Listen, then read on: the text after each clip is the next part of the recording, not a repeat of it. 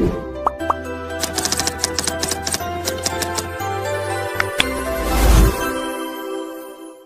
बार फिर से मेरा सभी को प्यार भरा नमस्कार। In first part direct speech और indirect speech I have taught you what are the basic elements from direct speech to indirect speech, and today we are going to learn how to change from direct speech or narration to indirect speech or narration. So let's start.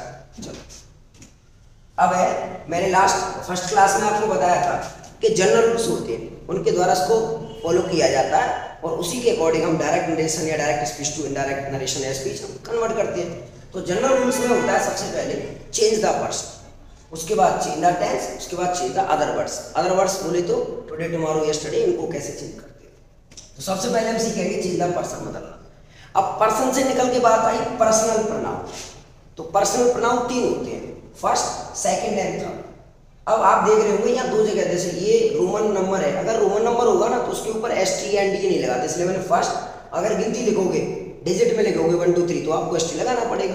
तो first ऐसे, second and third, ये एक error और मिलेगी आपको, article error. तो बात करें चेंज द पर्सन की, तो पर्सन में सबसे पहले आता है change the person, personal pronoun. और पर्सनल प्रोनाउन में 3 पर्सन होते हैं, फर्स्ट, सेकंड, बाकी सब थर्ड। फर्स्ट पर्सन आई भी, सेकंड पर्सन यू, थर्ड इसी, इट दे, ये लोग। इस इशारे से आप समझ सकते हैं फर्स्ट, सेकंड, थर्ड। फर्स्ट में मैं हो गया, मैं और हम, यू, बाकी ही सी, इट दे, साथ ये होते हैं। अब बदलने का तरीका क्या है, सन या डॉन। सन बेसिकली सब पढ़ाते हैं, डॉन वो मैंने अपनी तरफ से बनाया, सन या डॉन। तो आप कह रहे हो फिर डॉन से कैसे, तो अभी देखो सन या डॉन 123। अब इसको देखो, एक के ऊपर DIS लिखा हुआ है, 2 के ऊपर ऑब्जेक्ट O और 3 के ऊपर नो, मतलब एंड, नो चेंज।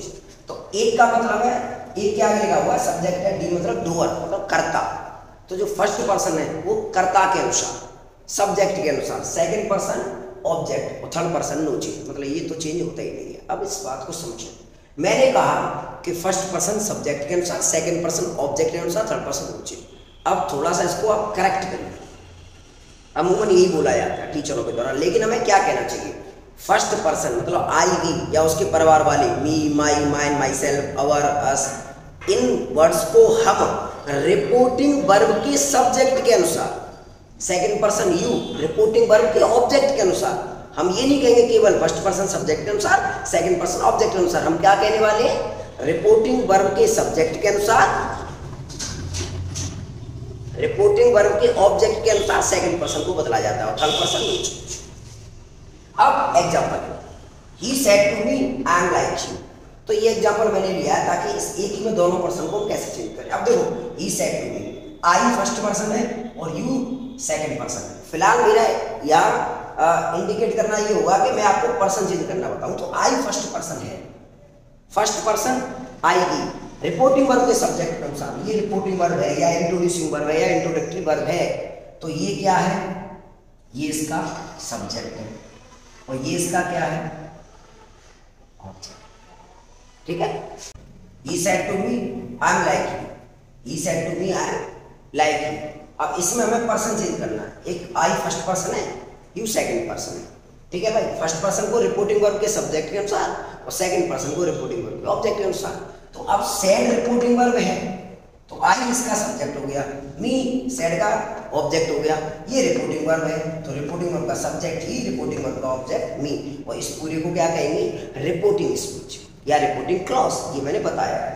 अब आई फर्स्ट पर्सन, आई और बी फर्स्ट पर्सन, किसके अनुसार, रिपोर्टिंग वर्ब के सब्जेक्ट के अनुसार। अब ये सब्जेक्ट केस में भाई साहब एक बात याद रखना, जब आप ये अदला बदली करें तो आपको ये देखना पड़ेगा कि जो बदल रहे हो आप, फर्स्ट पर्सन या सेकंड पर्सन को बदल रहे हो, वो किस केस में है। ये आई सब्जेक्टिव केस में है तो आपको सब्जेक्टिव केस ही लिखना पड़ेगा। अब ही यहाँ किस केस में, ये भी सब्जेक्टिव केस में, क्योंकि सब्जेक्ट है, ये भी सब्जेक्ट है, तो आपको कुछ ज्यादा दिक्कत करने वाली नहीं, ही का ही हो गया, आई का क्या कर दिया, तो ये भी सब्जेक्टिव केस, ये भी सब्जेक्टिव केस। आगे you second person, reporting verb के ऑब्जेक्ट के अनुसार, ऑब्जेक्ट हमारा मी है। एक और बात, ये किस केस में है, यहाँ पर ये है ऑब्जेक्टिव केस में और मी ऑब्जेक्टिव केस में ही है, ऑब्जेक्ट तो ऑब्जेक्टिव केस में ही होगा, तो ये भी आपको क्या करना पड़ेगा, यहाँ पर मी करना पड़ेगा। तो ये हमने क्या सीखा, फर्स्ट पर्सन, रिपोर्टिंग वर्ब के सब्जेक्ट के अनुसार, सेकंड पर्सन रिपोर्टिंग वर्ब के ऑब्जेक्ट के अनुसार। एक और एग्जांपल लेते हैं। The teacher said to the students you are late today. हमारा इंटेंशन केवल यह पर्सन बदलना है। यू सेकंड पर्सन है, किसके अनुसार? रिपोर्टिंग वर्ब के ऑब्जेक्ट के अनुसार। रिपोर्टिंग वर्ब सेड हो गया, द स्टूडेंट्स ऑब्जेक्ट हो गया। अब ये तो नाउन है तो इसका प्रोनाउन बनाइए, क्या आएगा? दे। क्यों आएगा? क्योंकि प्लूरल है इसलिए दे आएगा। सिंगुलर होता तो यस ही आता, पर क्यों कॉमन नाउन है तो हम स्टूडेंट के लिए ही का प्रयोग करते हैं, ना कि सी के। वैसे कॉमन नाउन है फिर भी हम ही लेते हैं। तो स्टूडेंट्स के लिए हमने क्या ले लिया? दे ले लिया, क्योंकि प्लूरल है। अब ये किस केस में है? यहाँ पर सब्जेक्टिव केस में। यू का पता नहीं चलता, ये देखना पड़ता है पोजीशन से। वर्ब से पहले तो सब्जेक्टिव केस, वर्ब के बाद तो ऑब्जेक्टिव केस। तो ये सब्जेक्ट है सर, तो यहाँ से क्या लिखेंगे? दे। यहाँ हमने क्या लिखा था? मी। क्यों लिखा था? क्योंकि ये ऑब्जेक्टिव केस में था और यहाँ मी ऑब्जेक्टिव था, ठीक है, तो इसलिए इसने हमने मी लिख दिया। तो ये हम क्या सीखे? How to change person, first person, second person, third person, no change. अब बात करें change the tense. Change the tense, tense कैसे बदला जाए? तो सीधी सीधी कहानी, प्रेजेंट के चारों पास्ट में, पास्ट के पहले लास्ट में। प्रेजेंट के चारों पास्ट में, present indefinite, past indefinite, present continuous, past continuous, present perfect, past perfect, present perfect continuous, past perfect continuous. Past के पहले लास्ट में, तो पास्ट इंडेफिनिट का क्या हो जाएगा? Past perfect. और पास्ट कंटीन्यूअस का हो जाएगा? Past perfect continuous. और इन सब में हो जाएगा पास्ट। प्रेजेंट के चारों पास्ट में, पास्ट के पहले लास्ट में। ये आगे बात करें लिंकिंग वर्ब्स की। Is ever, was, was had be, has complement, had complement, had complement, headed complement. Confuse होने की जरूरत नहीं है। हेड कॉम्प्लीमेंट होता है पास्ट टेंस, तो पास्ट का होता है past perfect, that is why headed complement. Has to, have to, had to का had had to, can, could, may, might, shall, should, will, would.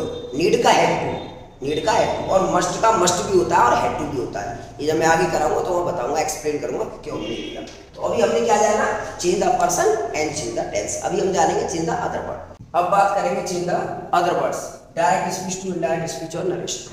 तो दिस का क्या हो जाता है? दैट। दिस माने यह, दीस का those, here, there, hence, thence, come here, go there, now, then, thus, so, एगो, बिफोर, टुडे, दैट डे। इसके ऊपर पूरी वीडियो बनाई है मैंने, टुडे, टुमारो, यस्टरडे के ऊपर। यस्टरडे, द प्रीवियस डे और the day before, tomorrow, next day और द फॉलोइंग डे। और एक और बात याद रहे, स्पेशली माय स्टूडेंट्स, ये चीजें आप उनके सामने यूज कम करें। यस्टरडे को अगर आपने दैट डे कर दिया ना, तो उनके 20 साल के ईगो को हट हो जाएगा भाई, 20 साल का अनुभव उन्हें, ठीक है। तो वहाँ आप द प्रीवियस डे करना, टुमारो को नेक्स्ट डे करना, फॉलोइंग डे मत करना। हाँ, उनका ईगो हट ना हो जाए।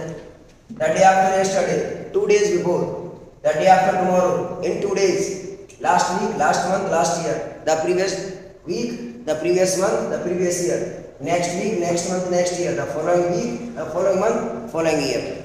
तो तीनों टेबल हमने सीख ली, change the person, change the tense and change the other word. अब आप आराम से direct narration to indirect narration बना सकते हो। Thank you very much.